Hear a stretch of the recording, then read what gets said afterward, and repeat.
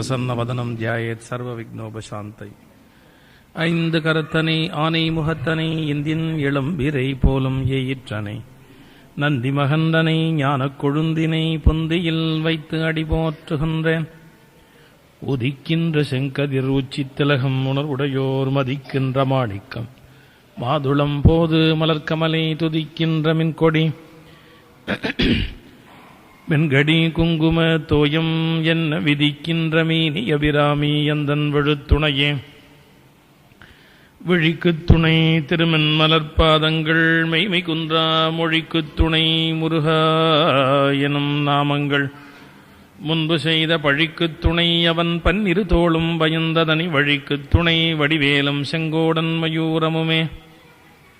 என்னை நன்றாக இறைவன் படைத்தனன் தன்னை நன்றாக தமிழ் செய்யுமார் அருளே உருவான அன்னை பராசக்தனுடைய தனிப்பெரும் கருணையினாலே திருமால் நகர் ஐயப்பன் திருக்கோயிலில் நடைபெறுகிற மண்டல பூஜை பெருவிழாவில்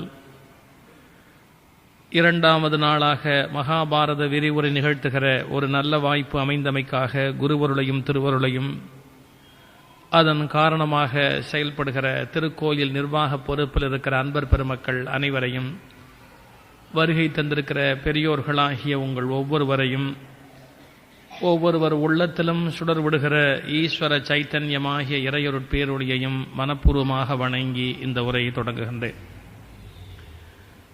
மகாபாரதம் எப்படி தோன்றியது என்பதை நேற்று விளக்கினேன். குறிப்பிடத்தக்க சந்திரகுல அரசர்கள் நகுஷன், யயாதி, துஷ்யந்தன், குரு, சந்தனு ஆகிய பல்வேறு மன்னர்களுடைய பெருமையினை எடுத்துச் சொன்னேன். அவர்களிலே வியாச பகவான் மூலமாக அம்பிகை அம்பாலிகைக்கு திருதராஷ்டிரன், பாண்டு, பிறகு வேலைக்கார பெண்ணுக்கு விதுரன் ஆகிய மூவரும் தோன்றிய வரலாற்றை நேற்று சொன்னேன். இப்படி மூவரும் தோன்றிய பிறகு வியாச பகவான் அங்கிருந்து மறைந்து போகிறார்.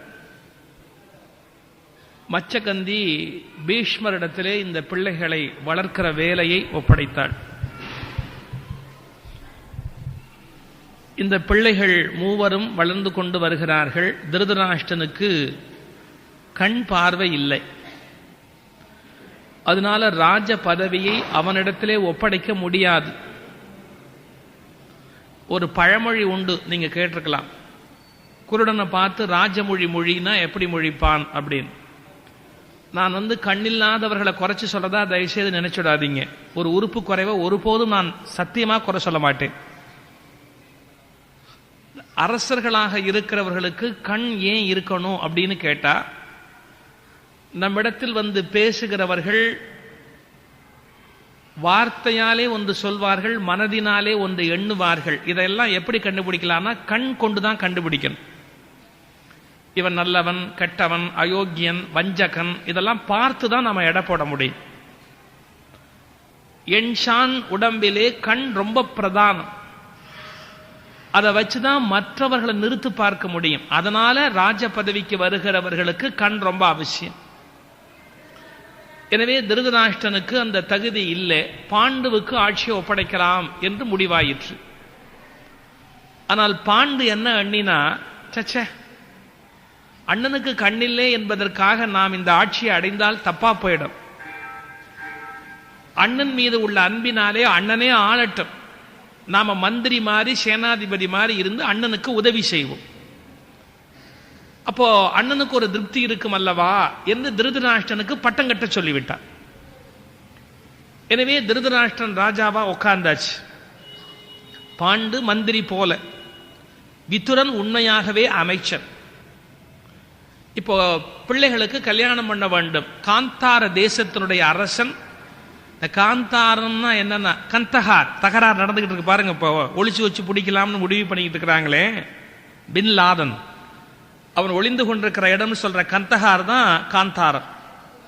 அன்னையிலேருந்தே அது சிக்கலான ஊர். பார்த்தீங்களா, எப்போலேருந்தே அது சிக்கலான ஊர். காந்தாரி ஊர், அது பிறந்த ஊர், பிடிவாதமானவர்கள். சகுனி அங்கதான் தோன்றினான். சகுனியினுடைய பிறப்பிடம் அது. ரொம்ப ஆபத்தான ஊர் காந்தாரம். அந்த காந்தார தேசத்து அரசனுடைய மகள் காந்தாரி அப்படின்னு பெயருடையவள். அவளை திருதராஷ்டிரனுக்கு மனம் பேசுவது என்று முடிவாயிற்று. அவ ஒன்று கேள்விப்பட்டா, தனக்கு நிச்சயிக்கப்பட்டிருக்கிற கணவனுக்கு கண் பார்வை இல்லை அப்படின்னு கேள்விப்பட்டா. ஒருவேளை நமக்கு பார்வை இருந்தால் அகங்காரம் வரும், கணவனை அவமதிச்சுடுவோம், அது தவறா போயிடும் என்று ஒரு பட்டு துணியை எடுத்து கண்களிலே கட்டி கொண்டு விட்டாள் காந்தாரி. திருதராஷ்டிரனுடைய மனைவியாக அவள் திருமணம் செய்து வைக்கப்பட்டாள். அப்புறம் பாண்டுவுக்கு பெண் பார்க்க வேண்டும். யதுகுலம் அப்படிங்கிற யாதவர் குலத்திலே சூரசேனன் அப்படின்னு ஒரு பெரிய ராஜா, அவருடைய மனைவி மாரீட்சைன்னு பேரு. அவர்களுடைய வம்சத்திலே வந்து தோன்றியவள் குந்தி. ஆனா அவ பிறந்த வீட்டில் வளரல, தத்து பெண்ணாக வேற வீட்டுக்கு போயிட்டா குந்தி தேவி. குந்தி போஜ மகாராஜாவுக்கு குழந்தை இல்லை, எனவே இவளை தத்து பெண்ணாக எடுத்து வளர்த்து குந்தின்னு பேர் வைத்தார். அந்த குந்தி வளர்ந்து இளம் பெண்ணா இருக்கிறா. அவதான் இப்போ பாண்டுவுக்கு மனைவி ஆகணும். அதுக்கு முன்பு ஒரு பூர்வ கதை, ஒரு நிகழ்ச்சி நடந்து விட்டது அவருடைய வாழ்க்கையில. துர்வாச முனிவர் இந்த குந்தி போஜனுடைய அரண்மனைக்கு வந்தவர். ஒரு ஏதோ யாகம் பண்ணுகிறேன்னு வந்து தங்கிட்டார் அங்கேயே ஒரு வருஷ காலம். அவர் வந்து ரொம்ப கோபக்கார சாமியார். கோபத்தில் என்ன சாபம் கொடுப்பார்னு தெரியாது. அதனால அவருக்கு பணிவிட பண்ணணும். திடீர்னு 1000 பேரோட வந்து சாப்பாடு போடு அப்படிம்பார். சமைச்சு வச்சிருந்தா சாப்பாடு வேண்டான்ட்டு போயிடுவார். கேட்ட உடனே சாப்பாடு போடாட்டி கோபம் வந்தோடு சபிச்சு விடுவார். டெரர். அப்படிப்பட்ட ஒரு சாமியார் துர்வாசன். அப்படி வந்த முனிவர் இந்த அரண்மனையிலே ஒரு வருஷம் தங்கி இருந்தார். குந்தி தேவி பணிவிட பண்ணினாள். அவர் கோபப்படாதபடி பார்த்து கொண்டு எப்படியெல்லாம் பணிவிட பண்ணுமோ. பொறுமையின் சின்னம் குந்தி. பொறுமை பொறுமை. துர்வாசருக்கே ஒரே சந்தோஷம். அவர் ஊரை விட்டு போற போது இந்த பெண்ணை கூப்பிட்டு சொன்னார், பெண்ணே, நான் உன்னுடைய எதிர்காலம் என்னன்னு அறிவேன். தேவர்கள் உன் மூலமா வந்து இந்த உலகத்துக்கு பிறக்க வேண்டி இருக்கு. அதனால மந்திர சித்தி ஒன்றை உனக்கு நான் தர்றேன். இந்த மந்திரத்தை ஜபம் பண்ணி நீ எந்த தேவனை எண்ணுகிறாயோ அவனுடைய அம்சமான குழந்தை உன்னுடைய கருவிலே தோன்றும். நான் உன்னுடைய பொறுமைக்கு பரிசாக அதை தருகிறேன்னு அந்த மந்திரத்தை கொடுத்து விட்டு துர்வாசர் போயிட்டார். ஒரு பெரிய ஆச்சரியம் என்னன்னா, பொறுமைக்கு அடையாளமாக கொடுத்த மந்திரத்தை குந்தி தேவி பொறுமை இல்லாம டெஸ்ட் பண்ணி பார்த்தா. இதுதான் உலகம். நீங்க ஒருத்தருடைய ரொம்ப நம்பிக்கைக்குரியவர்கள்னு தேர்ந்தெடுத்தா அன்னைக்கு தான் துரோகம் பண்ணவே ஆரம்பிச்சிருப்பாங்க. அந்த பொறுமை அப்படிங்கிறதுக்கு அடையாளமா பரிசு கொடுக்கிறார் துர்வாசர். இந்த மந்திரத்தை கொடுத்துட்டு போன உடனே அவன் சின்ன பெண்ணு ஒரு நாள் கன்னி மாடத்துல மேல நின்று இப்படி மேல நிமிர்ந்து பார்த்தாள் சூரியன். அன்னைக்கு துர்வாசர் சொன்னாரு, எந்த தேவன் நினைச்சு மந்திரம் சொன்னாலும் அவனுடைய அம்சமா குழந்தை தோணும்னு. இது உண்மையா பொய்யா டெஸ்ட் பண்ணுவோம்னு நினைச்சா. அப்படி சூரியனை பார்த்து கொண்டே மந்திரத்தை சொன்னாள். சூரியன் எதிரில் வந்தான், வலிந்து கலந்தான். அடுத்த வினாடி ஒரு குழந்தை அவளுக்கு பிறந்து விட்டது. அது தேவ அம்சம், எனவே கரு தங்காது. பிறந்துடுச்சு, குழந்தையா வந்து பிறந்தாச்சு. பயந்து போயிட்டா. இந்த குழந்தைய எப்படி வளர்க்கறது? கல்யாணமே ஆகலை, கையில ஒரு குழந்தை இருக்கு. இந்த காலம்னா கவலைப்பட வேண்டாம், அரசு தொட்டில்ல கொண்டு போய் போட்டுடலாம். அந்த காலத்துல முடியாது. இந்த குழந்தைய என்ன பண்றது? இல்லீகல் சைல்டு, உலகத்துக்கு அறிமுகம் இல்லாத பாதுகாப்பு இல்லாத குழந்தை கையில. எதிர்காலம் வீணா போயிடும். அவ ராஜ குடும்பத்தில் பிறந்த பெண், துணிச்சல் ஜாஸ்தி. பளீர்னு குழந்தைய ஒரு பட்டு துணியில சுற்றினாள். தான் உடுத்தி இருந்த பட்டு துணியில சுற்றினாள் அந்த குழந்தைய பாதுகாப்பா. நிறைய நகைகளை எல்லாம் கூட வச்சா, யாராவது இந்த குழந்தைய பாதுகாப்பா எடுத்து வளர்க்கட்டும் அப்படின்னு அந்த குழந்தைய அப்படியே பெட்டியில வைத்து ஆற்றிலே அனுப்பிவிட்டார். யாராவது எடுத்து வளர்க்கட்டும், பொண்ணுக்கு ஆசைப்பட்டு பொருளுக்கு ஆசைப்பட்டு அப்படின்னு இந்த செய்தியை மறைத்து விட்டாள் குந்தி. அவ பாருங்க, அவளுக்கு எத்தனை வகையான வேடிக்கை. பிறந்த வீட்டில் அவ வளரல, பெத்த பிள்ளைய அவ வளர்க்கல. அவ பிறந்த வீட்டில் அவ வளரல, அவ பெத்த பிள்ளைய அவ வளர்க்கல. ஆற்றிலே வைத்து குந்தி பிள்ளையை அனுப்பிவிட்டாள். அந்த குந்தி ரொம்ப பெருமைக்குரியவளானாள். புந்தியால் அரும் கலைமகள் பொற்பினால் பூந்திரு புனை கற்பால் அந்திவாய் அருந்ததி பெரும் பொறையினால் அவனி மான் நிகர் என்ன குந்தி போசர் பால் சூரன் என்பவன் மகள் குருகுலம் தழைத்து ஓங்க வந்தி யாவரும் பிறதையென்று அடிதொழ மதியன வளர்கின்றாள். நிலா மாறி வளர்ந்து கொண்டு வருகிறாள் குந்தி. இந்த குந்திய பாண்டுவுக்கு பெண் கேட்டார்கள். குந்தி போஜன் கல்யாணம் பண்ணி கொடுத்துட்டான். பாண்டுவின் மனைவியாக குந்தி வந்துட்டார். அதன் பிறகு பாண்டுவுக்கு இன்னொரு கல்யாணம் பண்ணினார்கள். மாத்திர தேசத்தினுடைய அரசன் அவனுடைய மகளையும் அவளுக்கு திருமணம் பண்ணி வைத்தார்கள். அதே மாதிரி திருதராஷ்டிரனுக்கு நிறைய மனைவி. ராஜாக்களாக இருக்கிறவர்கள் ஒரு மனைவியோட வாழணும்னு ஒன்றும் கட்டாயம் கிடையாது. ஏன்னா சந்ததி நிறைய விருத்தியாகி, அது எப்படின்னு கேட்டீங்கன்னா, ராஜாக்கள் மட்டும் நிறைய பிள்ளைகளை பெற்றுக்கொண்டாதான் அவர்கள் பாதுகாப்பு வளையமா ராஜாவை பாதுகாப்பார்கள். நீங்க என்னதான் சம்பளத்துக்கு ஆள் வச்சிருந்தா கூட ராஜாவை ஒரு நாள் கொன்னுட்டா, இப்ப இந்த மிலிட்டரி கவர்மெண்ட்லாம் எப்படி வருதுன்னா, அந்த மிலிட்டரி ஜெனரல் தூங்கிட்டு இருக்கும் போது அப்படியே சுட்டுவிட்டு அடுத்த ஆள் வந்துருவான். காவலுக்கு நிக்கிறவனை தான் கைக்குள்ள போட்டுக்குவான். காவலுக்குள்ள நிக்கிறவனை கைக்குள்ள போட்டு உள்ள வந்து சுட்டுவிட்டா கதை முடிஞ்சு போச்சு. அது மாதிரி ராஜாக்களுக்கு பயம். ராஜா படுத்திருக்கும் போது கொண்டு விட்டா என்ன பண்ண முடியும்? அதுக்காக காவலுக்கு கூலிக்கு வைக்க மாட்டாங்க. அவர்கள் வயிற்றில் பிறந்த பிள்ளைகள் தான் கடைசி பாதுகாப்பு வளையமா இருப்பார்கள். அந்த மாதிரி ராஜாக்கள் நிறைய குழந்தைகளை பெற்றுக்கொள்ள வேண்டும் என்பதற்காக நிறைய மனைவியரை திருமணம் பண்ணி கொள்வதற்கு அனுமதி இருந்தது. இப்போ நம்மள யாராவது ராஜான்னு நினைச்சா பண்ணிக்கலாம். ஆனா சட்டம் தான் உள்ள வைக்கிறது, பண்ணக்கூடாது அப்படின்னு உள்ள வைக்கிறதுக்கு நாம என்ன பண்ண முடியும்? திருதராஷ்டிரன், பாண்டு எல்லாருக்கும் திருமணம் முடிந்தது.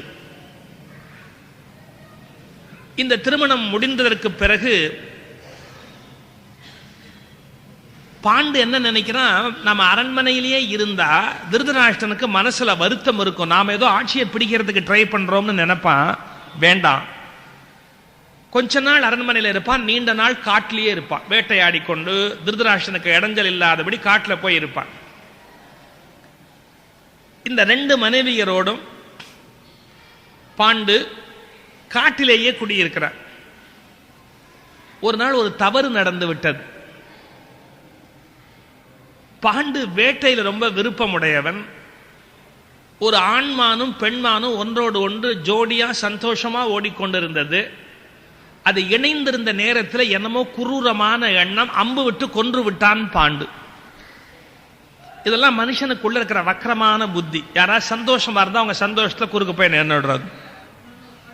சில பேருக்கு அது மாதிரி மட்டமான எண்ணம் உண்டு. யாரும் மகிழ்ச்சியா சிரிச்சு பேசக்கூடாது, தப்பக்குன்னு உள்ள போய் நின்றுவாங்க. ஏன் சிரிக்கிறீங்க, எதுக்கு சிரிக்கிறீங்க அப்படின்னு. சில பெண்களுக்கு என்ன வழக்கம் கேட்டா, பையனும் மருமகளும் சிரிச்சு பேசினா கோவம் வந்துடும். ஆனா அதே மாதிரி ஒவ்வொரு குணக்கேடு ஒவ்வொரு வகையில் இருக்கு. நான் எல்லா பெரியவங்களையும் குறை சொல்றேன்னு இல்ல, சின்னவங்களுக்கு இந்த புத்தி உண்டு. பெரியவர்கள் மகிழ்ச்சியா இருந்தானா அந்த கழங்கட்டிக்கணும் சிரிப்பு வேண்டி இருக்கு அப்படிம்பாங்க. ஏன் சிரிக்கப்படாத, வயசாயிட்டா? மனிதர்கள் எப்போதுமே தான் நினைக்கிறபடி மற்றவங்க நடக்கணும்னு எதிர்பார்க்கிறாங்களே, எவ்வளவு அயோக்கியத்தனம் தெரியுமா? நம்ம இஷ்டப்படி அடுத்தவங்க நடக்கணும். இது என்ன எண்ணம்? அவங்கவுங்க இஷ்டப்படி அவங்கவுங்க இருக்கிறாங்க. நாம் அவங்க இப்படி இருக்கணும் அப்படின்னு நாம ஒரு அபிப்பிராயம் வச்சுக்கிட்டு அதுபடி அவங்க இல்லைன்னா அவங்கள பத்தி தூத்துறது கண்ட இடத்துபடி. இப்ப என்னாச்சு, அந்த மான் ஆண்மானும் பெண்மானும் மருவுகிற போது குரூரமான முறையில் அம்பு விட்டான் பாண்டு. ஆனா உண்மையில் அது மான் அல்ல, அது கிந்தம முனி அப்படின்னு ஒரு முனிவர். முனிவர்கள் என்ன பண்ணுவார்கள், விதவிதமான சரீரத்தை எடுத்து விளையாடுவார்கள். அப்படி மான் வடிவத்தை எடுத்து தன்னுடைய ரிஷி பத்தினியோடு அவர் விளையாடி கொண்டிருக்கிற போது விவரம் தெரியாம பாண்டு அம்பு விட்டான். அந்த முனிவர் இறந்து கீழே விழுகிறார். உடனே அந்த முனிவர் சபிச்சுட்டார், நான் என் மனைவியோடு மகிழ்ச்சியா இருக்கிற போது நீ கொன்னுட்ட பாண்டு, நீ உன் மனைவியை தொட முடியாது, உன் மனைவியை தொட்டா அடுத்த வினாடி உனக்கு மரணம் வரும். உடனே பாண்டு பார்த்தான், ஆஹா இனி என்ன இருக்கு வாழ்க்கை, மனைவியை தொட்டுட்டா நமக்கு மரணம் வரும், இன்னும் குழந்தைகளே இல்லை, ஆனால் அதுக்குள்ள மனைவியை தொட்டுட்டா மரணம் வரும்னு சாபம் வந்து கொடுத்து உடனே முடிவு பண்ணான், நான் சன்னியாசியா போறேன் அப்படின்னா. இந்த ஆபத்துக்கு சன்னியாசம்னு சன்னியாசியம் போறவன் உருப்படியான சன்னியாசியா இருக்க மாட்டான். சன்னியாசம்ங்கிறது அறிவுபூர்வமா மேற்கொள்ளணும். வாழ்க்கையில ஒண்ணும் இல்லைன்னு தெளிவு வந்து சன்னியாசியா போனமே ஒழிய இந்த கோபத்துல சாமியாரா போறது, ஒரு அரகுற ஆத்திரத்துல சாமியாரா போறது, நமக்கெல்லாம் கிடைக்காதோங்கிற விரக்தியில சாமியாரா போறது என்னன்னா, கிடைச்சுட்டா மறுபடியும் குடும்பஸ்தனா மாறிடுவான். நீங்க சந்நியாசம் ரொம்ப பெரிய ஆசிரம தர்மம், அதுக்கு ஒரு ஒழுக்கம் வேணும், ஒரு மேன்மை வேணும். ஒரு பய சாமியார்கிட்ட போய் நான் சன்னியாசம் வேணும்னு கேட்டான். அந்த குரு கொஞ்சம் கெட்டிக்காரு. உனக்கு சாப்பாட்டில் ஆசை உண்டான்னாரு. உண்டுன்னா அதை விட்டுட்டு என்னை பாருங்க சொன்னா, குருதேவா சாப்பாட்டில் இருக்கிற ஆசையை விட்டுட்டேன் அப்படின்னா. உனக்கு நல்ல துணிமணி மேலே ஆசை உண்டான்னார். ஆமாம், அதையும் விட்டுட்டு என்னை பாரு. 3 மாதம் கழிச்சு வந்தான். குருதேவா நான் சட்டை மேலே இருக்கிற ஆசையெல்லாம் விட்டுட்டேன் அப்படின்னா. உனக்கு சௌக்கியமான மெத்தையிலெல்லாம் படுக்கணும்னு பழக்கம் உண்டா? ஆமாம், அந்த ஆசையெல்லாம் விட்டுட்டு என்னை பாருன்னு. குருதேவா நான் அதெல்லாம் விட்டுட்டேன். இன்னொரு 3 மாதம் கழிச்சு வந்தான். இப்படி வரிசையாக அனுப்பிச்சிக்கிட்டே இருந்துட்டு ஒரு 2 வருஷம் ஆகிப்போச்சு. இந்த சிஷ்யனை துரத்திக்கிட்டே இருக்கார் சாமியார். ஒரு நாள் சிஷ்யன் வந்தோன்னு கேட்டார், கடைசியா என்ன ஆசையை விட்டே அப்படின்னார். சாமியாரா போகணுங்கிற ஆசையை விட்டுட்டேன்னு. குரு ஆச்சரியமாயிட்டார். இது என்ன அது அதிசயமா இருக்கு, துறவரத்தையே நீ திறந்துட்டியே, இது மாதிரி ஒரு துறவியை நான் பார்த்ததே இல்லை, ஏண்டான்னார். இல்லை நேத்திக்கு தான் எங்க அத்தை மக ஊர்லேருந்து வந்தா, அவளை பார்த்த உடனே சாமியார் ஆகிற எண்ணத்தை நான் விட்டுட்டேன். அப்ப அந்த சாமியார் சொன்னாராம், நல்ல வேளை உங்க அத்தையை நான் பார்க்கல, பார்த்திருந்தா நானும் சாமியாராவே ஆகாம இருந்தாலும் இருந்திருப்பேன். இந்த சாமியாரா போறேன்னு ஒரு விரக்தியில போறவன் கடைசி வரைக்கும் ஒழுக்கமா இருப்பான்லாம் சொல்ல முடியாது. நான் என்ன சொல்றேன், இல்லறத்தான் இருந்து குட்டிச்சோரா போனா கூட நான் ஒன்றும் தப்பு சொல்லலை. இல்லறத்தான் தப்பா இருக்கக்கூடாது, இருந்தா பரவாயில்ல. இந்த சன்னியாசியா போய் மடத்தை குட்டிச்சோராக்குறானே, அவனை மாதிரி மகா பாவி உலகத்துல கிடையாது. அந்த வேஷத்துக்கு ஒரு மரியாதை இருக்கு. எத்தனை பாவிகள் அதை கெடுத்திருக்கிறாங்க தெரியுமா? எத்தனை பாவிகள் அதை கெடுத்திருக்காங்க தெரியுமா? ஒழுக்கம் கிடையாது, துறவரத்துக்குரிய யோகியத்தை கிடையாது. சாமியார் மாதிரி உட்காந்துருவாங்க. இவங்க காலெல்லாம் நம்ம விழ வேண்டியிருக்கு, அதான் மகா பாவம். அந்த வேஷத்துக்கு ஒரு மரியாதை கொடுக்க வேண்டியிருக்கு. இந்த ஆபத்துக்கு சன்னியாசம்னு ஒரு சன்னியாசியா போனா அந்த உறுதி இருக்காது மனசுல. தெளிவடைந்து சன்னியாசத்துக்கு போகணும், அது கடைசி ஸ்டேஜ்.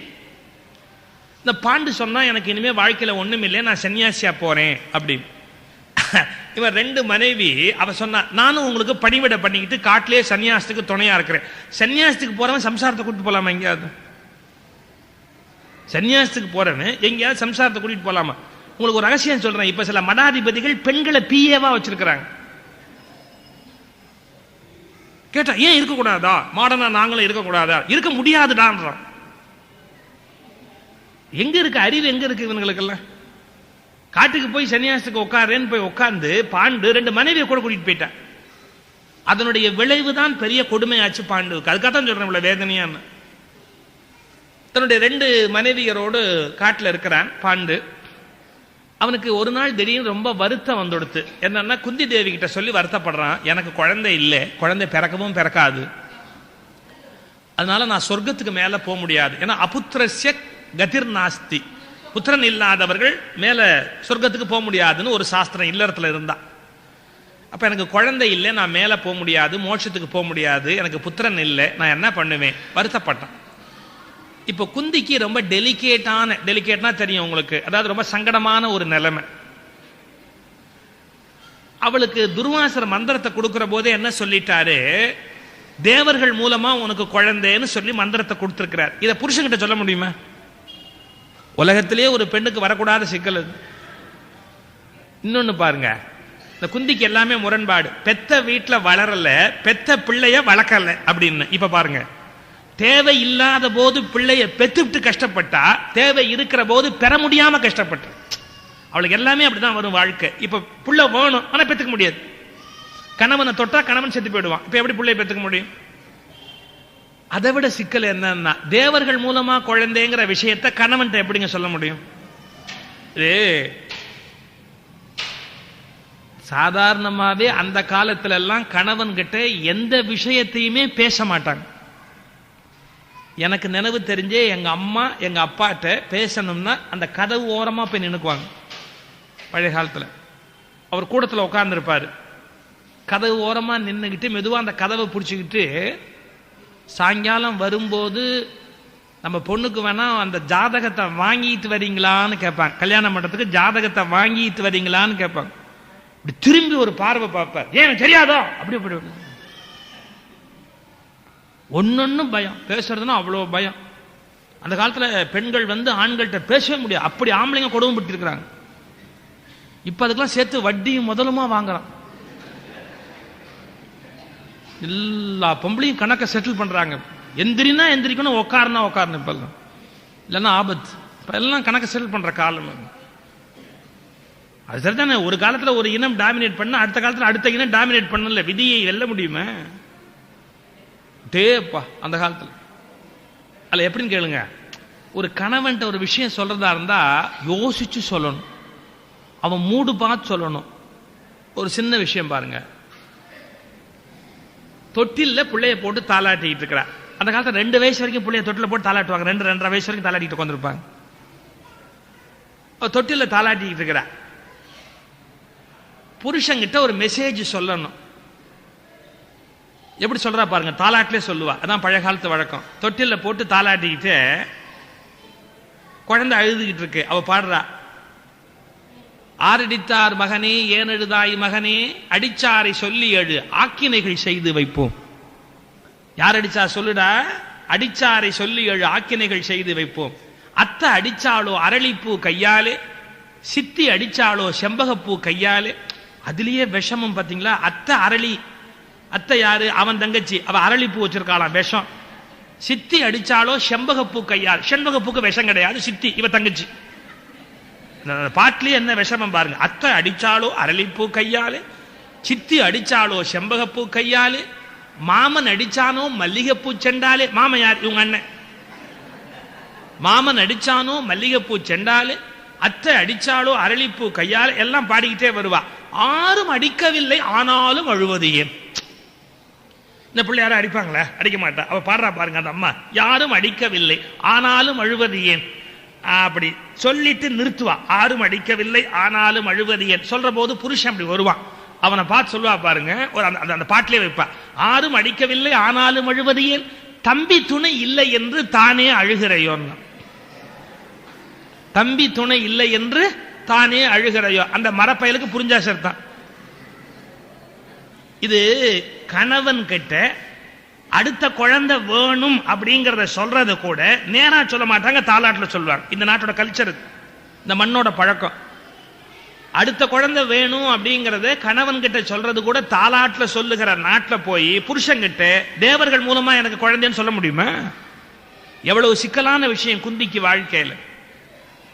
அவன் அழறான். அவன் என்ன சொல்றான், எனக்கு புண்ணியமே இல்லை, கல்லாமழலை கனியூரல் கலந்து கொஞ்சம் சொல்லால் உருக்கி அழுதோடி தொடர்ந்து பற்றி மல்லார் புயத்தில் விளையாடு மகிழ்ச்சி மைந்தர் இல்லாதவர்க்கு மறைவாழ்வின் இனிமை அண்ணாம். எச்சில் ஒழுக ஒழுக ஓடி வந்து அப்பான்னு முதுக தழுவிக்கொண்டு என் கழுத்தை கட்டி கொண்டு ஆடுவதற்கு ஒரு பிள்ளை இல்லை, அப்படி தோளிலையும் மார்பிலையும் போட்டு வளர்க்கறதுக்கு ஒரு பிள்ளை இல்லை அப்படின்னா நான் இல்லறத்துல இருந்து என்ன பயன், எனக்கு பிள்ளை இல்லையே வருந்துகிறான் பாண்டு. உடனே குந்தி வேற வழி இல்லாம மெதுவா சொன்னா, துர்வாச முனிவர் எங்க வீட்டுக்கு வந்திருந்தார், அவர் எனக்கு ஒரு மந்திரத்தை சொல்லி கொடுத்தார். அவர் அப்பவே சொன்னார், உனக்கு தேவ அம்சமான குழந்தைகள் தோன்ற வேண்டும், அதான் உன்னுடைய விதி, எனவே தேவர்களை நினைந்து நீ குழந்தையை பெற்றுக்கொள்ள முடியும்னு இந்த மந்திரத்தை கொடுத்தார். நான் இதை எப்படி உங்ககிட்ட சொல்றதுன்னு தயங்கிட்டு இருந்தேன். அவன் பார்த்தான், அதனால ஒன்றும் தவறு இல்லை, தத்தெடுத்துக்கிறது இல்லையா, இன்னொருத்தர் பிள்ளைய தத்தெடுத்துக்கிறது இல்லையா, அது மாதிரி அந்த தேவ அம்சமான குழந்தை உன் கருவிலே தோன்றுனா எனக்கு ஒன்றும் ஆட்சேபனை இல்லை, நமக்கு வம்சத்துக்கு வாரிசு வேணும். நீ தர்ம தேவதைய மனதிலே நினைந்து தர்மமே வடிவமா ஒரு குழந்தைய கொடு அப்படின்னா, குந்தி தேவி மனத்தால் நினைந்தாள் தர்ம தேவதைய. அந்த தர்ம தேவதை குந்தியினுடைய வயிற்றிலே ஒரு குழந்தையை கொடுத்தது. அவன் தான் தர்ம மகாராஜா, முதல் குழந்தை.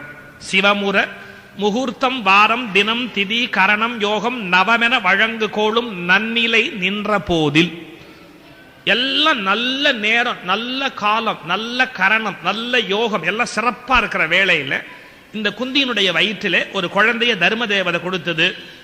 அந்த குழந்தை தவநெறி முனிவர் கூற பிறந்தனன் தருமன் மைந்தன். அந்த தருமனுடைய மைந்தன் வந்து பிறந்து விட்டான் ஒரு குறை இல்லாம். இது என்ன போச்சு, தருமன் இங்க பிறந்துட்டான் காட்டுல இருக்கிற போது பாண்டுவுக்கு அப்படின்னு ஒற்றர்கள் மூலமா அரண்மனையில இருக்கிற காந்தாரிக்கு செய்தி போயிடுச்சு. ஆனா அப்ப காந்தாரி இயல்பா கருவுற்று இருக்கிறார். திருதராஷ்டிரனுடைய கருவத்தனுடைய கருவிலே வயிற்றுல சுமந்து கொண்டிருக்கிறார் அவர். ஆனா என்ன போச்சு, இது ஜாயிண்ட் ஃபேமிலி, திருதராஷ்டிரன் பாண்டு எல்லாம் சேர்ந்து இருக்கிற ஜாயிண்ட் ஃபேமிலி. உங்களுக்கு ஜாயிண்ட் ஃபேமிலியோட கரெக்ட் தத்துவம் என்னன்னு கேட்டா, தம்பிக்கு முதல்ல புள்ள பிறந்துட்டா அவன் தான் அடுத்த ஜாயிண்ட் ஃபேமிலியோட ஹெட். பெரியவன் பையன்தான் மூத்தவன் பையன்தான் அப்படிலாம் கிடையாது. யாருக்கு முதல்ல பெரிய புள்ள பிறக்குதோ, முதல் புள்ள எந்த வீட்டுக்கு பிறக்குதோ அவங்கிட்ட நிர்வாகம் போயிடும். அப்ப என்ன ஆகும்? பாண்டுவின் புத்திரனுக்கு ஆட்சி போயிடும் மரபு படி. அதை காந்தாரியால தாங்க முடியல. அவளுக்கு வயிற்றறிச்சல் வந்துடுச்சு. ஐயோ, இவ்வளவு பெரிய ராஜ்யம் இனிமே என் புருஷனுக்கு இருக்காது, என் வயிற்றுல பிறக்க போற பிள்ளைக்கு இருக்காது, அது பாண்டுவுக்கு பிறந்திருக்கிற அந்த பிள்ளைக்கு போய் சேருமே, தருமனுக்கு போயிடுமே அப்படின்னு, இனிமே எனக்கு புள்ள இருந்தா என்ன, இல்லாம போனாதான் எனக்கு என்ன அப்படின்னு அம்மி குழல் எடுத்து வயிற்றுல அடிச்சுக்கிட்டாலும். எவ்வளவு பொறாம பாருங்க அவளுக்கு. அத்தனள் துயரமெல்லாம் அருந்தவ பயனால் மைந்தர் பெற்றனள் குந்தி என்னும் பேருரை கேட்ட ஞான்றே. அவளுக்கு குழந்தை பிறந்துருச்சு அப்படிங்கறத கேட்ட உடனே அந்த குழவிக்கல்லை எடுத்தா உற்றனள் பொறாமை கல்லால் உதரம் உட்குழம்புமாறு செற்றனள் தனது கேடும் ஆக்கமும் சிந்தியாதாள். நான் இதைத்தான் இங்க வற்புறுத்துறேன். துரியோதனம் பொறாம பிடிச்சவன், துரியோதனம் பொறாம பிடிச்சவன் அவனை திட்டமே, அவனுடைய தாயாரே பொறாம பிடிச்சவளா இருந்தா அந்த பரம்பரை அப்படி வந்து சேரு. அதனாலதான் நம்ம நாட்டில் என்ன சொன்னோம், கருவுற்ற பெண்கள் நல்ல கதை கேட்கணும், நல்ல சிந்தனை அடையணும், நல்ல சுந்தரகாண்ட மாதிரி படிக்கணும் அப்படி. இப்ப பசங்க எல்லாம் வன்முறையாவே இருக்கே, ஏன் தெரியுமா? இந்த சினிமா காட்சியில வன்முறை பார்த்தே பெண்களுடைய கருவில் அது வளருது. ஒரே டிஷும் டிஷும் டிஷும் தான் எப்ப பார்த்தாலும். அதுவும் டிவியே வரிசையா வன்முறையோடு இருக்கிற காட்சியை அவங்க பார்த்துக்கிட்டே இருக்கிறாங்க. அப்படியே அந்த மனசுல ஆழமா பதியுது, கர்ப்பத்துல போய் அப்படியே பதியுது. கருவுற்ற போது ஒரு பெண்ணுடைய மைண்ட்ல என்னென்ன ஓடுதோ அவ்வளவு கருவில் இருக்கிற குழந்தைய போய் அப்படியே பாதி.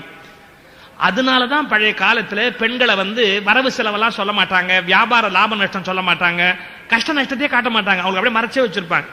அதிர்ச்சி தாங்காது, அடுத்த தலைமுறை வீணா போயிடும், பிறக்கிற குழந்தை பைத்தியமா போயிடும். அந்த அம்மா மனசு குழம்பி இருந்தா பிறக்கிற குழந்தை வீணா போயிடும். நீங்க பெண்களை எதுக்கு வச்சோம்? அடுத்த தலைமுறையினுடைய காவலர்கள். ஆண்கள் இந்த தலைமுறையின் காவலர்கள். ஆண்கள்ட்ட இந்த தலைமுறையோட காவலை ஒப்படைச்சோம், அடுத்த தலைமுறை காவலை பெண்கள்ட்ட ஒப்படைச்சோம். அதை தப்பா புரிஞ்சுக்கிட்டாங்க, பெண்களை அடிமையாக்கிட்டோம் அப்படின்னு தப்பா புரிஞ்சுக்கிட்டாங்க. சில ஆண்களை அடிமை ஆக்குனாங்க. எப்படின்னா, அவ உள்ளேயே இருக்கிறா, வெளியிலே வர்றது இல்லைங்கிறத தப்பா பயன்படுத்தணும். அவளுக்கு துரோகம் பண்ணினா, அவ மனசரியா அவளை ஏமாத்தினா, அந்த பாவத்தால இவன் கஷ்டப்பட்டான். எப்படி இருந்தது தெரியுங்களா? ஒரு காலத்து அமைப்பு, பெண்கள் வீட்டை பார்த்துக்கிட்டாங்க, ஆண்கள் நாட்டை பார்த்துக்கிட்டாங்க. அன்புங்கிறது பெண்களா இருந்தாங்க, அறிவுங்கிறது ஆண்களா இருந்தாங்க. அப்ப குடும்பம் சரியா இருந்தது. இப்ப என்ன அப்படின்னா, அம்மாவும் சிந்திக்க ஆரம்பிச்சாச்சு, படிக்க ஆரம்பிச்சாச்சு, யோசிக்க ஆரம்பிச்சாச்சு, கோபதாபம் வந்தாச்சு, குழந்தைய அடிக்க ஆரம்பிச்சாச்சு. அந்த காலத்துல அம்மா குழந்தைய அடிச்சதே கிடையாது. இப்ப அம்மாவும் எரிச்சல் அடிக்க ஆரம்பிச்சாச்சு. அவன் படிக்கல, பாஸ் பண்ணல, அடுத்த பையன் மாதிரி மார்க் வாங்கலன்னா அப்பா என்னென்ன பண்ணுவாரோ பையனை அத்தனையும் அம்மாவே பண்ண ஆரம்பிச்சார். இப்ப என்னன்னா, புடவை கட்டிய அப்பாக்கள் உருவாகி விட்டார். புடவை கட்டிய அப்பாக்கள், அதற்கு பதிலாக வேட்டி கட்டிய அம்மாக்கள் உருவாகி விட்டார். எவ்வளவு கொடுமை இதெல்லாம்! எங்க போய் சொல்றது அதெல்லாம்? இந்த மனசுல தாயாருக்கு பொறாமையோ துக்கமோ இருந்தா குழந்தை அப்படியே பாதிக்கும். இப்ப பொறாமையில எடுத்து அந்த கருவை இடிச்சா அது கரு கலைந்து வெளியே வந்துட்டு, உடனே வேத வியாசர் அங்கேருந்து வருகிறார். இந்த பரம்பரையை ரட்சிக்கிறதா வாக்கு கொடுத்திருக்கிறார் இல்லையா அவர் தாயாருக்கு. என்ன இப்படி பண்ணிட்டே காந்தாரி, எவ்வளவு பெரிய தவறு பண்ணிட்ட அப்படின்னு அவர் என்ன பண்ணார்? உடனே நெய் குடங்களை கொண்டு வர சொல்லி சிதறி இருக்கிற கருவை எடுத்து பிரிச்சு ஒன்னொன்னா இட்டார். 100 அந்த நெய் குடங்களுக்குள்ள இட்டுட்டு எஞ்சி இருந்தது 101வது குடத்துல இட்டார்னு வரலாறு.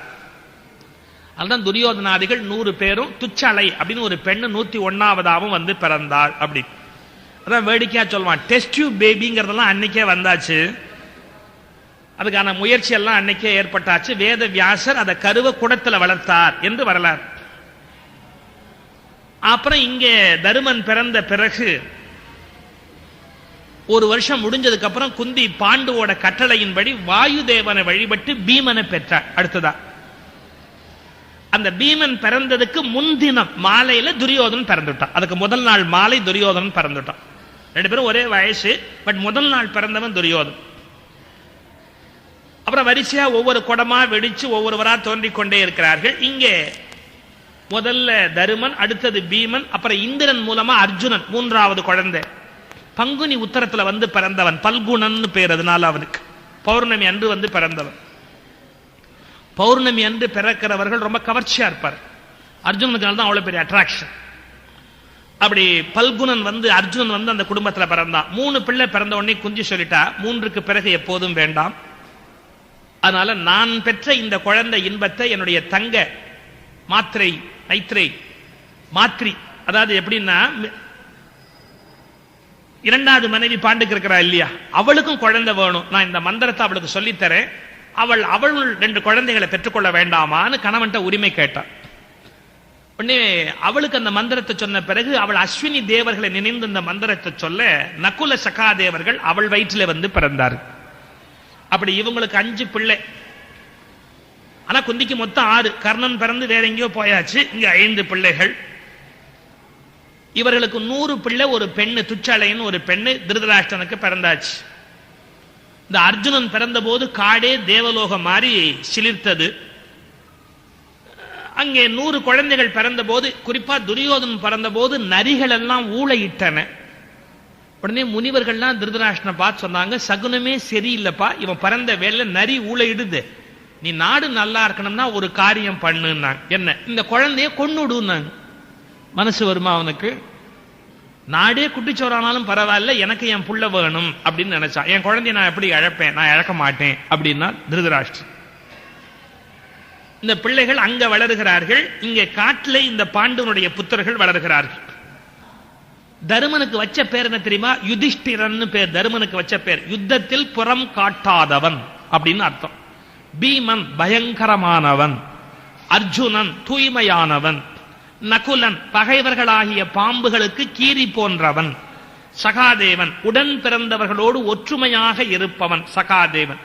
இப்படி 5 பிள்ளைகள் யார்கிட்ட குந்திகிட்டே வளர்கிறார்கள், காட்டிலேயே வளர்கிறார்கள். அர்ஜுனனுக்கு 14வது வயசு. அதுவரையில இங்க காட்டிலேயே முனிவர்களோடு இருந்து பலவிதமான வித்தைகளை எல்லாம் கற்றுக்கொண்டு இங்க பிள்ளைகள் வளர்கிறார்கள். 14வது பர்த்டே, பங்குனி உத்திரம் பௌர்ணமி அன்னைக்கு இந்த பிள்ளைகளை அழைத்து கொண்டு போய் எல்லா ரிஷிகள்ட்டையும் ஆசீர்வாதம் வாங்கணும்னு முடிவு பண்ணினா குந்தி 5 பிள்ளைகளையும் கூட்டிட்டு வெளியில போயிட்ட. அந்த பர்ணசாலை காட்டுல, அந்த பர்ணசாலையில பாண்டு இருக்கிறான். மாத்ரி தேவி என்ன பண்ணினா, அது பௌர்ணமி அன்னைக்கு தலை நிறைய பூ வச்சுக்கிட்டு அழகா புடவை உடுத்தி அந்த பர்ணசாலை வாசல்ல நின்னா பாண்டு தொலைவிலேருந்து பார்த்தான். காமம் அவன் உள்ளத்தில இருந்து பீறிட்டு வந்து விட்டது. நான் இதைத்தான் சொன்னேன், என்னதான் நம்ம ஆபத்துக்கு சன்னியாசம்னு போனா கூட வாய்ப்பு வருகிற போது கெட்டு போயிடுவாங்க. தொட்டா தலைவெடிக்கும், மரணம் வரும், இப்படி எல்லாம் எவ்வளவோ சாபம் இருக்கு, எல்லாம் மறந்து போச்சு அவனுக்கு. அப்படியே நேரா வந்தான். அருமை மனைவி மாத்திரையை பார்த்தான், தலை நிறைய பூ, பௌர்ணமி நிலவு, தன்னை கட்டுப்படுத்த முடியல. மாத்திரையை இறுகி தழுவினான். அடுத்த வினாடி பாண்டு மாண்டு கீழே விழுந்து விட்டான், இறந்தே போயிட்டான். குந்தி குழந்தைகள் எல்லாம் ஆசீர்வாதம் வாங்கிட்டு வந்து பார்த்தா பாண்டு பிணமா கிடக்கிறான். மாத்திரை அழறா, ஐயோ நான் எவ்வளவு பெரிய தவறு பண்ணிட்டேன், நான் இந்த இளமைக்கு பலியாயிட்டேனே, இப்படி வீணா போயிட்டேனே, அழுகிறாள் மாத்திரை தேவி. என்ன பண்ண முடியும்? பாண்டுவை எரிச்சு சாம்பலையும் எடுத்தாச்சு, பாண்டு மாண்டு போயாச்சு. அந்த பாண்டு மாண்டு போறதுக்கு முன்பாக உடன்கட்டை ஏறணும் பாண்டுவோடன்னு குந்தி சொல்றா. நான் உடன்கட்டையில ஏறிடுறேன், நீ இந்த 5 பிள்ளைகளையும் வளர்த்து கொண்டு வான்னு மாத்திரை கிட்ட சொன்னா. மாத்திரை சொன்னா முடியவே முடியாது. 3 காரணம் சொன்னா பாருங்க. அவ என்ன? 1, இவர் மரணத்துக்கு நான் தான் காரணம், அதனால நான் தான் அவர் கூட சாகணும். 2, நான் 5 பிள்ளைகளையும் நீ எங்கிட்ட ஒப்படைச்சிட்டு போனா 5 பிள்ளைகளையும் சமமா நடத்த எனக்கு தெரியாது. என் பிள்ளைகள் ஒஸ்தியா தெரியும், உன் பிள்ளைகள் மட்டமா தெரியும். நான் ரொம்ப குறைச்சலான அறிவுடையவள், நீ அப்படி அல்ல. 5 பிள்ளைகளையும் ஒன்னா நடத்துற பக்குவம் உடையவள். 3வது, கணவனை இழந்த பிறகு நான் ஒழுக்கமா இருப்பேன்னு சொல்ல முடியாது. கணவன் இருக்கிற போதே அவருக்கு மரணம் வரும்னு தெரிஞ்சு நான் இப்படி அலங்காரம் பண்ணிட்டு நின்னேனே, என் மனம் காமத்தில் நாட்டம் உடையது, நான் ஒழுக்கமா இருப்பேன்னு சொல்ல முடியாது. அப்படி ஒரு வாழ்க்கை நான் வாழ விரும்பல. எனவே நான் நெருப்பில் விழுந்து மாண்டு போவேன்னு பாண்டுவின் மனைவி மாத்திரி நெருப்பில் விழுந்து இறந்து போயிட்டா பாண்டுவோடு. குந்தி தேவி வேற வழி இல்லாம 5 பிள்ளைகளையும் பீஷ்மர் சொல்லி அனுப்புறார், இனிமே நீங்க காட்டுல இருக்கப்படாது, புறப்பட்டு நாட்டுக்கு வாங்கோன்னு. காட்டுல இனிமேல் எப்படி இருக்க முடியும் பாண்டு இல்லாம, 5 பிள்ளைகளையும் கூட்டிட்டு நாட்டுக்கு வா அப்படின்னு. நாட்டுக்கு வந்தாச்சு. இல்ல வந்ததுல இருந்து என்ன பிரச்சனைன்னா, இது வரைக்கும் துரியோதனன் அவன் தம்பிகள்லாம் அரண்மனையில ஆடிக்கிட்டு பாடிக்கிட்டு படிக்காம உருப்படாம எல்லா ரவுடித்தனமும் பண்ணிக்கிட்டு சௌக்கியமா சுத்திக்கிட்டு இருக்கிறான். இந்த 5 பிள்ளைகளும் காட்டுல படிச்சிருக்கிறாங்க. இந்த ஜாயிண்ட் ஃபேமிலி அங்கதான் சிக்கல் வரும். ஒருத்தனுடைய புள்ள படிச்சு ஒருத்தனுடைய புள்ள படிக்கல, அதுவும் படிக்கிற பிள்ளைய கெடுக்கிற பிள்ளையா வேற வரும். ஏன்டா படிக்கிற, வாடா டிவி பார்க்கலாம், வாடா டே போய் பட்டம் உள்ளாண்டா, யார் வீட்லயே போய் கலாட்டா பண்ணலாம் வாடா அப்படின்பா. அந்த படிக்கிற பிள்ளைய பெத்த அம்மா சொல்வா, நம்ம தனியா போயிடலாம் வாங்க, நம்ம பிள்ளை எல்லாரும் உருப்படாம போயிடும், இந்த ஒன்னா இருந்தா நம்ம குடும்பம் வீணா போயிடும், இங்கே இருந்தா வீணா போயிடும். அவன் என்ன பண்ணுவா, பிள்ளைங்க நாசமா போயிடுமா இல்லையா, அவளுக்கு அந்த கவலை இருக்குமா இல்லையா? அது மாதிரி 5 பிள்ளைகள் படிச்சுட்டு வந்துருச்சு எங்க அந்த முனிவர்கள் கிட்ட. இந்த 100 பிள்ளைகள் உருப்படாத பிள்ளைகளா வளர்ந்துருக்கு அரண்மனையில். வந்தது பெருசு இல்ல, வந்ததுல இருந்து துரியோதனனுக்கு பீமனை பார்த்தா பற்றி தெரியுது. ஏன்னா முதல் நாள் பிறந்தவன், ஒரே வயசு தானே. நாம இவரை அடிக்கடி கம்பேர் பண்ணுவோம், எப்ப பார்த்தாலும் கம்பேர் பண்ணிக்கிட்டே இருப்போம். ஏன்னா நீ அவனும் ஒண்ணுதான், அவன் எவ்வளவு புத்தால இருக்கான் பார், நீ அவனும் ஒண்ணுதான், அவன் எப்படி வேலை பார்க்கறான் பார், நீ அவனும் ஒண்ணுதான் அவன். இது நமக்கு இந்த இங்கிதம் தெரியாது, பிள்ளைகளை ஒரே வயசா இருந்தா சொல்லிக்கிட்டே இருக்கும். நான் எல்லாம் சொல்றது அடிக்கடி கம்பேர் பண்ணாதீங்கன்னு சொல்றேன். சன் டிவில சொன்ன நான் ஒரு தடவை பேசுற போது ஒருத்தர் விவரம் இல்லாம கம்பேர் பண்ணார். பையன், இந்த பையன் அந்த பையன், நீ 9th அவனும் 9th, உன் வயசு தானே அவனும், நீ படிக்கிற அதே கிளாஸ் தானே அவனும் படிக்கிறான், உன் ஒட்டை தானே அவன், ஆனா அவன் 70-80 மார்க் வாங்குறான், நீ எல்லாம் 30-40 வாங்குறிய. அவன் சொன்னா அப்பா அம்மா வெவ்வேறேன்னா, எல்லாம் ஒண்ணுதான் ஆனா அப்பா அம்மா வெவ்வேறேன்னா. ஏன் பரம்பரை தான் மிஞ்சும் தான், உனக்கு என்ன அறிவோ அதான் எனக்கு இருக்கும், அவங்க அப்பனுக்கு என்ன அறிவோ அது அவனுக்கு இருக்கு, அதுக்கு என்ன பண்ண சொல்றேன்னா, இது வேணுமா அந்த அப்பாக்கு? அனாவசியமா கம்பேர் பண்ணக்கூடாது, எதுக்கு எடுத்தாலும் அடுத்த ஆளை கம்பேர் பண்ணி காட்டக்கூடாது. கம்பேர் பண்ண பையன் எழுத்தான் பேசுவோம். இது பல பெற்றவங்களுக்கு தெரியறது இல்லைங்க. நம்ம குழந்தை சாப்பிட்டா சாப்பிடுன்னு சொல்லணுமே ஒழிய, அது எப்படி திங்குது பார், நீ ஏன் திங்க மாட்டேங்கிற, இது என்ன பேச்சு இது? அதே மாதிரி அவன் எப்படி படிக்கிறான் பார், நீ ஏன் படிக்கிற, இந்த கேள்வியே கேட்காதீங்க. பிள்ளைய தயவு செய்து அப்படி கேட்காதீங்க. நீங்க இப்படி சொல்றதால படிக்கிற பையன் மேல அவனுக்கு வெறுப்பு வரும், தெரியுமா உங்களுக்கு? படிக்கிற பையன் மேல ஒரு கத்தி எடுத்து குத்தணும் குத்திடுவான். இந்த பையன் தான் கம்பேர் பண்ணி காட்டுறாங்க அப்படி. இந்த இங்கிதமே அதுவும் சில பொம்பளைங்களுக்கு எப்படின்னா, அவங்க அண்ணன் பையன் நல்லா படிச்சுக்கிட்டு இருப்பான், இவங்க பெத்த பிள்ளை படிக்காது. எங்க அண்ணன் பையன் எப்படி படிக்கிறான் பார், நீ எப்படி படிக்கிற பாரு, எங்க அண்ணன் பையன் எப்படி படிக்கிறான் பார் அப்படின்னு இந்த பகையவே வளர்த்துருவாங்க குடும்பத்துக்குள்ள. தயவு செய்து குழந்தைகளை இன்னொருத்தரோட கம்பேரே பண்ணாதீங்க. நீங்க அமைதியா வாழ்க்கை நடத்தணும் அப்படின்னா, குழந்தை நல்லா வளரணும் அப்படின்னா யாரோடையும் கம்பேர் பண்ணாது. நீங்க அவனுக்கு சொல்லுங்க, நீ மேல வரணும், நிறைய படிக்கணும், படிச்சாதான் முன்னுக்கு வர முடியும், படிச்சவங்க தான் முன்னுக்கு வந்திருக்கிறாங்க அப்படி சொல்லணும். நமக்கு தெரிஞ்ச உறவுக்காரங்க, எதிர்ட்டுக்காரன், பக்கத்து வீட்டுக்கார பையன், இவனெல்லாம் கம்பேரே பண்ணக்கூடாது. இது தெரிய மாட்டேங்குது, இந்த சைக்காலஜியே யாருக்கும் தெரிய மாட்டேங்குது. அது ஊராட்சி மன்ற தலைவர் பதவியை விட, மேயர் பதவியை விட, முதலமைச்சர் பதவியை விட, கவர்னர் பதவியை விட பெத்தவங்கிற பதவி பெருசுங்க. அப்பா அம்மாங்கிற பதவி பெருசு. அந்த பதவிக்கு தகுதி இல்லாமயே பல பேர் வந்துடுறான், அதான் சிக்கல். அப்பா அம்மாங்கிற பதவி ஒரு பெரிய பதவி, தெரியல பல பேருக்கு. சரி, இப்ப என்ன ஆச்சுன்னா, துரியோதனன் எல்லாரும் சொல்றாங்க, பீமன் பாரு உன் ஓட்டை எப்படி இருக்கான் பார், உன் ஓட்டை எப்படி இருக்கான் பார், அவன் என்ன பலசாலியா இருக்கான் பார். ஒரே வைத்தறிச்சல் துரியோதனன். இதை எப்ப பார்த்தாலும் இந்த பயலம் நம்மளை ஒப்பிட்டுட்டே இருக்கிறாங்க, இவனை தீர்த்து கட்டணும். அதுல வேற என்ன ஆச்சான், ஒரு நாள் தோட்டத்துக்கு போய் இந்த 100 பசங்களும் ஒரு மாமரத்து மேல எல்லாம் ஏறி உட்காந்து பழம் பறிச்சுக்கிட்டு இருக்கிறாங்க, மாங்காய் பறிக்கிறாங்க. பீமன் அங்கேருந்து வந்தா இப்படி பார்த்தான், என்னமா பண்றீங்க அப்படின்னா, நாங்கெல்லாம் மாங்காய் பறிக்கிறோம் அப்படின்னா. மாங்காய் பறிக்கிறதுக்கு யாராவது மரத்து மேல எல்லாம் ஏறுவாங்களா அப்படின்னா, மரத்து மேல ஏறாம மாங்காய் பறிக்க முடியுமா? ஏன் முடியாதுன்னு அவன் எல்லாம் நிக்கிறான் மரத்துல, அப்படியே வேரோட பிடிங்கிட்டான் மரத்தை. இல்ல யாராவது மேல எல்லாம் ஏறுவாங்களா, வேஸ்ட் அப்படின்ட்டு அப்படி நேர வேரோட பிடுங்கி இந்த கீரை கட்டை உதற மாதிரி இப்படி உதறனா பாருங்க, ஒவ்வொரு பயலும் கீழே விடுறான் மேல இருந்து. அப்புறம் என்னன்னா, அவன் மண்டையில மாங்காய் வந்துருச்சு. இப்ப எல்லா பயலும் மாங்காய் மடையன் ஆயிட்டான். எப்படி இருக்கும், கீரை கட்டை உதற மாதிரி மரத்தை பிடிச்சி உதறி எல்லாம் கீழே விழுந்து மண்டையில அடிபட்டு அவன் மண்டையில மாங்காய் வந்து வச்சுங்க. பீமன் சிரிக்கிறான், பார் எத்தனை மாங்காய் உதிருது பார் அப்படின்னு. எப்படி இருக்கும் துரியோதனுக்கு, இன்னும் இந்த பையன் இவ்வளவு பலசாலியா இருக்கிறான், மரத்தையே பிடிங்கி ஒரு உதறிட்டானே, இவனை ஒழிச்சு கட்டணும் முடியாது. இந்த பையன் இருக்கிற வரையில நான் ஒரு போதும் சக்சஸ்ஃபுல்லா இருக்க முடியாது, மேல இருக்க முடியாது. இவனை என்ன பண்றதுன்னா, ஒரு நாள் பீமன் தூங்குற போது கயிற்றுல கட்டி அவனை கங்கைக்குள்ள தூக்கி போட்டான். ஆனா அவன் கயிற்றெல்லாம் அறுத்துட்டு வெளியே வந்துட்டு. அப்புறம் வேற ஒரு முறை நல்ல சாப்பாட்டுல விஷம் வச்சு, நல்ல ஃபுல்லா சாப்பாட்டுல விஷம் வச்சு கொடுத்துட்டு சத்தம் போடாம எல்லாம் திரும்பி வந்துட்டாங்க, அரண்மனைக்கு வந்துட்டாங்க. குந்திக்கு காணும், பிள்ளைய காணும், பதறா, ஐயோ என் குழந்தைய காணுமே, என் பிள்ளைய காணுமே. அப்புறம் என்னன்னா, அந்த தண்ணிக்குள்ள போனவன் நாகலோகத்துல போய் நிறைய புதுசா சக்தி எல்லாம் அடைஞ்சு வெளியில வந்தான்னு ஒரு வர்றாரு. இப்படி துரியோதனன் என்னென்ன கெடுதல் பண்ண முடியுமோ ஒவ்வொரு கெடுதலா பீமனுக்கு பண்றான், எல்லாம் நல்லதாவே போகுது. அவன் என்னென்ன கெடுதல் பண்றானோ எல்லாம் அவனுக்கு சாதகமா மாறுது. ஒரு தடவை பீமன் முட்டாளாருன்னு முடிவு பண்ணிட்டான். யாரு, துரியோதனன். ஒரு சின்ன உண்மை சொல்றேன் பாருங்க, உடல் பலம் ரொம்ப உள்ளவங்களுக்கு இது கொஞ்சம் கம்மியா இருக்கும். ரொம்ப உடல் பலம் பண்றாங்கல்ல, இருக்கு இல்லையா, உடம்ப வளர்க்குறாங்க பாருங்க, அவங்களுக்கு இது கொஞ்சம் கம்மியா இருக்கும். அதனால தான் ஒரு அளவா தான் எக்ஸசைஸ் பண்ணணும். அளவுக்கு மேல எக்ஸசைஸ் பண்ணிட்டீங்கன்னா ரத்தம் முழுக்க எல்லாம் உடம்புக்கு போய் மூளைக்கு போவாது. இந்த நோஞ்சா மாதிரி இருப்பான், ஃபர்ஸ்ட் ரேங்க் வாங்குவான், பார்த்துருக்கீங்களா நீங்க? ஏன், அவனுக்கு மூளையில மட்டும்தான் ரத்தம் ஓடிக்கிட்டே இருக்கு, வேற எங்கேயுமே ஓடாது.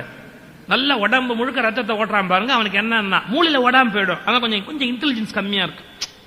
இதெல்லாம் ஒரு வேடிக்கையான தியரி. பீமன் அது மாதிரி கொஞ்சம் ஐக்யூ கம்மி, அந்த பையனுக்கு இன்டெலிஜென்ஸ் கம்மி. அதை வச்சு முடிக்கணும் முடிவு பண்ணிட்டான் துரியோதனை. எப்படி, ஒரு நாள் ஒரு மலை மேல நின்னுக்கிட்டான், கீழே நதி ஓடுது, இங்க வந்து குதிப்பியோ அப்படின்னா. பீமனுக்கு ஒரு பெரிய விஷயமே இல்லை, அவன் எங்க இருந்தாலும் குதிப்பான். அதான் சின்ன வயசுல ஒரு இடுப்புல வச்சிருந்தாலும் குந்தி தேவி, புள்ள நழுவி விழுந்துருச்சான். ஐயோ புள்ள விழுந்துருச்சேன்னு பார்த்தா புள்ளைக்கு ஒன்னும் ஆவல, பூமி 4 அடி பள்ளமா போச்சிருந்தான். அவன் விழுந்த இடத்துல ஆப்கானிஸ்தான்ல குண்டு போட்டா விழுது பாருங்க பள்ளம், அப்படித்தான், அவ்வளவுதான்.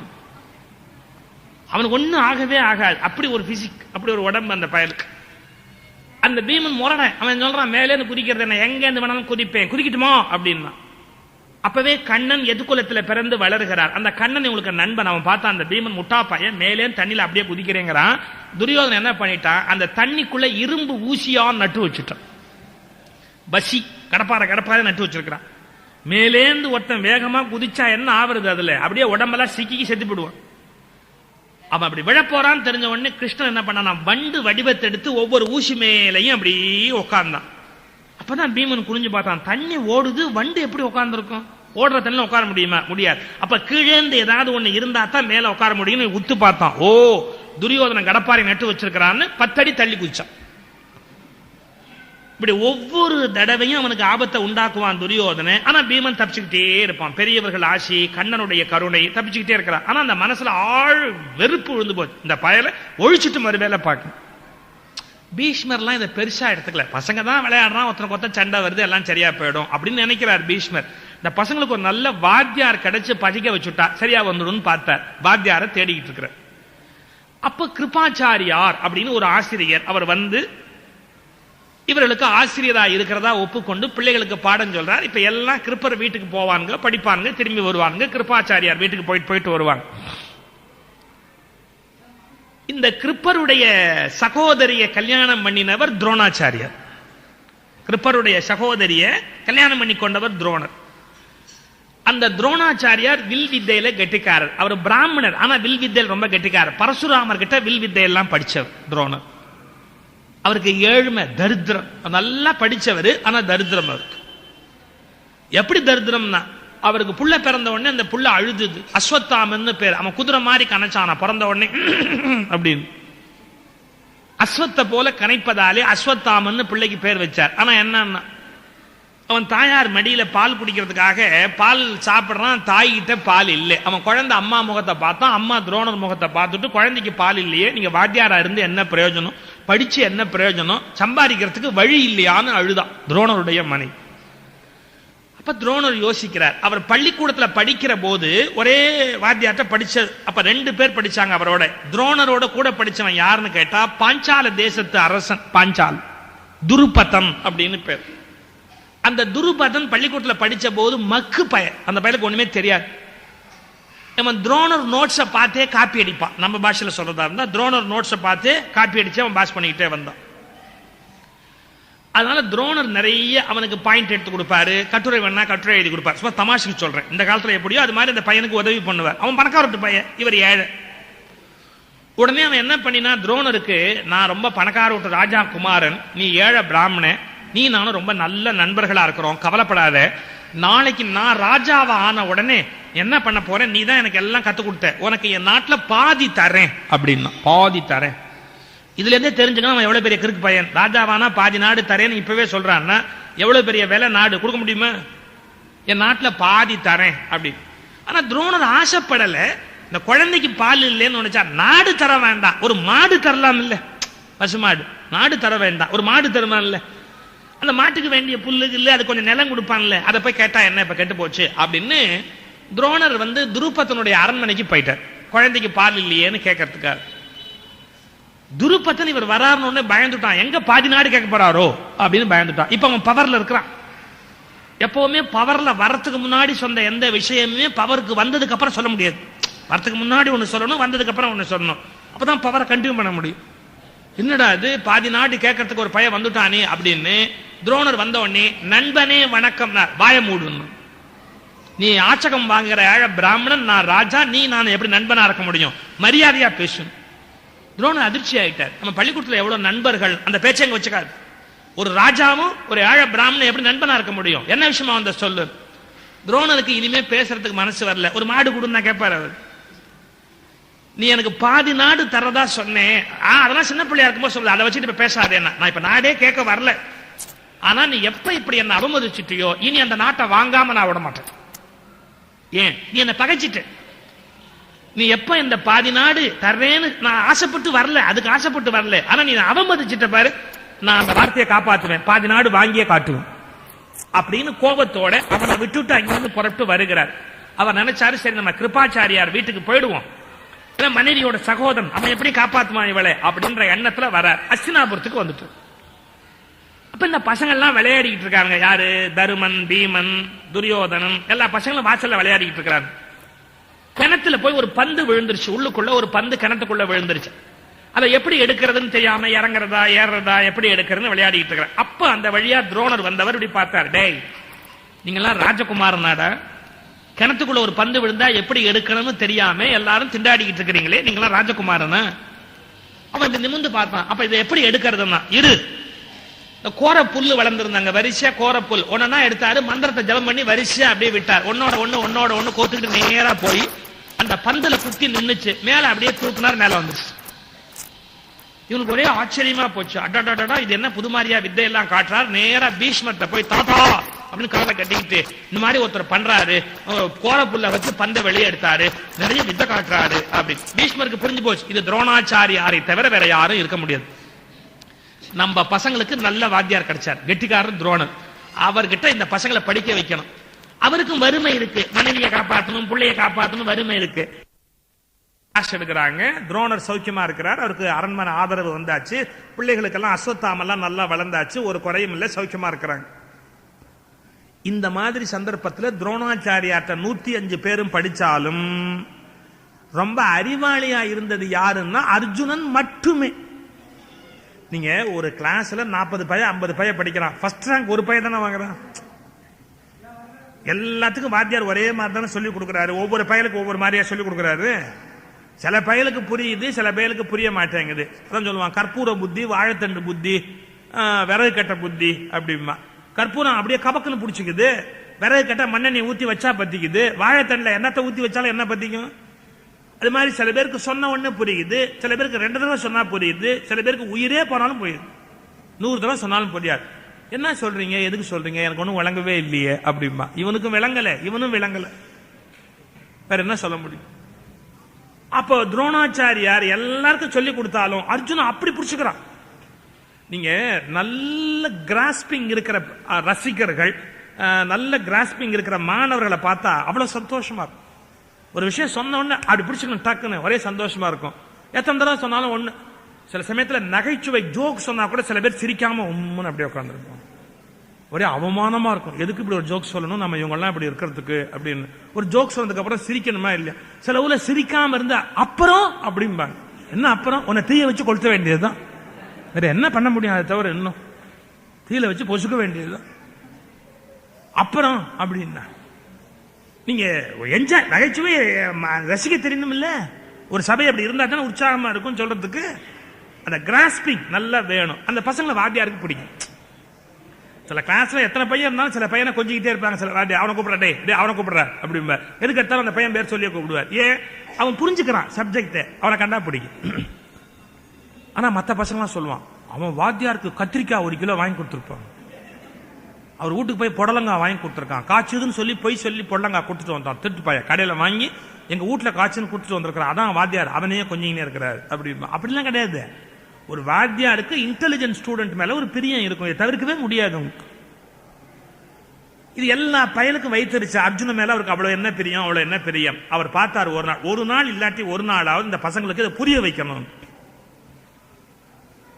அர்ஜுனன் எவ்வளவு கெட்டிக்காரமானவன் அப்படின்னு புரிய வைக்கணும் அப்படின்னு.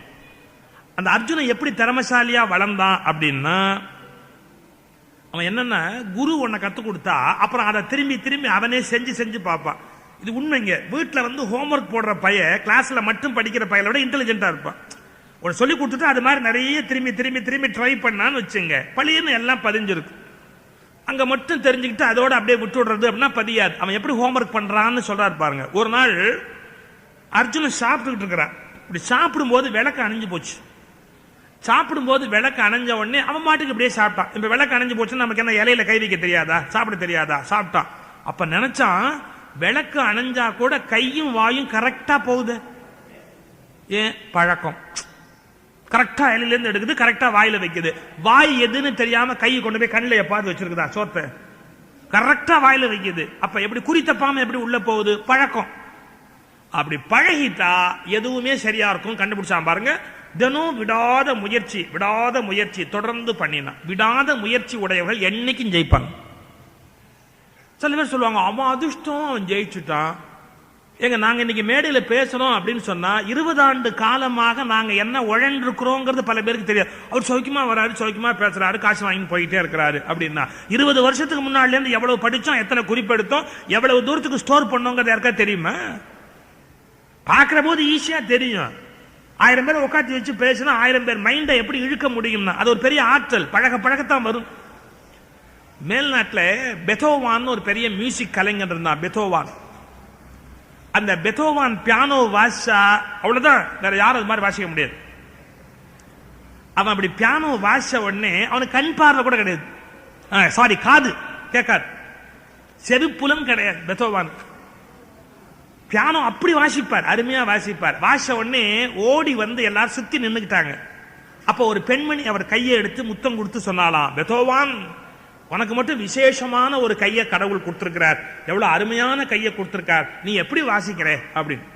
பெத்தோவான் எரிச்சலோட கையை தள்ளிட்டு சொன்னார், அம்மணி 12 ஆண்டு காலம் இரவு பகல் பார்க்காமல் இந்த பியானோவோடு நான் போராடி இருக்கிறேன். 12 வருஷம் பகல் கிடையாது, இரவு கிடையாது, சாப்பாடு கிடையாது, தூக்கம் கிடையாது, நான் இந்த பியானோவோட போராடி இருக்கிறேன். அப்படி பாடுபட்ட கை இந்த கை. இது கடவுள் கொடுத்த அதிர்ஷ்டம் அல்ல. 12 ஆண்டு நீங்களும் இப்படி பழகினால் உங்களுக்கும் வரும். நம்ம என்ன தப்பு பண்ணுவோம் தெரியுங்களா? யாராவது நல்ல பாடுபட்டு மேல போனோம், அதிர்ஷ்டம் அவர் மேல போயிட்டாரு, கடவுள் அவருக்கு மட்டும் ஓர வஞ்சனையா எல்லாம் பண்ணிவிட்டாரு, அதனால்தான் அவர் மேல போயிட்டார். இது ஊரை ஏமாத்துற வேலை. நாம உழைக்கணும், பயிற்சி பண்ணணும், முயற்சி பண்ணணும். எல்லாம் அதிர்ஷ்டத்துல எவனும் மேல வந்து, அதிர்ஷ்டத்துல 5 பத்து கூட கிடைக்கும். உங்களுக்கு 5 ரூபாய் கிடைக்க வேண்டிய இடத்துல 8 ரூபாய் வேணா கூட கிடைக்கலாம் அதிர்ஷ்டத்தால. ஆனா உழைக்காம அது கடைசி வரைக்கும் தங்காது. மக்களுக்கு எப்படியோ தப்பான ஒரு எண்ணம் வந்துருச்சு, அதிர்ஷ்டத்திலேயே மேல வந்துடலாம், அதிர்ஷ்டத்தால தக்க வச்சுக்கலாம் சில விஷயத்தை, ஆனா அதிர்ஷ்டத்தாலேயே மேல வந்துட முடியாது. அவன் பயிற்சி எப்படி இந்த கை பழகுது, அதே மாதிரி உறக்கத்தை துறந்து சோம்பலை மறந்து இரவில் கூட ராத்திரியில கூட குறி வச்சு அடிப்பான். அர்ஜுனனுக்கு சவ்யாசின்னு பேர். ஏன் தெரியுங்களா? இடது கையால அம்ப விட முடியும் அவனால, வேற எவனாலும் விட முடியாது. இப்படி அம்பராற்றுடன் இடது கையில எடுத்து அம்பு விடுவானா. இன்னும் சில சமயத்துல இடது கையிலையும் வலது கையிலையும் மாற்றி மாற்றி அம்பு விடுவானா அர்ஜுனன். அது மாதிரி ஒரு போராளிய யாரும் பார்த்ததே கிடையாது. ஏன்? பிராக்டிஸ். சில பேர் வலது கையிலையும் எழுதுவான், இடது கையிலையும் எழுதுவான். பிராக்டிஸ் மணிக்கணக்கா. அந்த உழைப்புக்கு ஒரு மரியாதை இருக்கு உலகத்துல. ஒரு சின்ன விஷயம் பாருங்க, அர்ஜுனன் மட்டும் எவ்வளவு கெட்டிக்காரனா இருந்தான் அப்படிங்கிறதுக்கு பாரதத்துல ஒரு அருமையான செய்தி. ஒரு நாள் துரோணாச்சாரியார் டெஸ்ட் வைக்கிறார். பசங்க எல்லாம் எப்படி படிச்சிருக்கிறாங்க அப்படி. அந்த காலத்துல தைரியமா வாத்தியார் அடிக்கடி டெஸ்ட் வைப்பார். இப்பெல்லாம் வச்சா பையன் ஒரு மாதிரி பாடா படிச்சிருவான். அவன் டெஸ்ட் வைப்பான் பதிலுக்கு அவருக்கு. சார் இப்பெல்லாம் உங்களுக்கு கல்லூரிகள்ல சொல்றாங்க, லேடிஸ் காலேஜ்லயே 30 நிமிஷம் பாடம் நடத்துறோன்னு, மேம் மேடத்துக்கு ஷார்ட், மேம் போர் அடிக்குது, சிலபஸ் வேண்டாம் வேற ஏதாவது சொல்லுங்க. இல்லம்மா பரீட்சை முடிச்சாகணும், பரீட்சைக்குள்ள சிலபஸ் முடிச்சாகணும், வேண்டாம் மேம் வேற ஏதாவது நடத்துங்க. லேடிஸ் காலேஜில், அதாவது பொண்ணுங்க கூட படிக்க மாட்டேங்குது, பசங்க படிக்க மாட்டேன் முதலே முடிவு பண்ணிட்டான். அவன் எல்லாம் அட்வான்ஸா இருக்கான், கொஞ்சம் முன்னாடி முடிவு பண்ணா. இதுங்க படிக்கும்னா காலேஜுக்கு அனுப்பிச்சு வச்சா, இதுங்க இந்த வேலையை இப்ப ஆரம்பிச்சிருக்கு கொஞ்ச நாள். வாத்தியார் பசங்க கிட்ட டெஸ்ட் வச்சாதான் அவன் என்ன லெவல்ல இருக்கான்னு கண்டுபிடிக்க முடியும். டெஸ்ட் வைக்கிறார். என்ன டெஸ்ட்னா, ஒரு மரத்துல இந்த தெக்கைன்னு சொல்லுவோம் பாத்தீங்களா, வெள்ளையா இருக்கும், அதுக்கு கள்ளின்னு பேர். கள்ளி காக்கா கட்டி விட்டார். கள்ளி காக்கா, தெக்கையில ஒரு காக்கா கட்டிட்டு ஒவ்வொருத்தனா வந்து அந்த காக்காயை வீழ்த்தணும். முதல்ல தருமனை கூப்பிட்டார். அப்பா தருமா, அந்த மரம் தெரியுதாப்பா? தெரியும். காக்கா தெரியுதாப்பா? தெரியும். அம்பு விட்டு காக்காயை வீழ்த்துவியா அப்படின்னார். தருமன் சொன்னான், அது மகா பாவம்.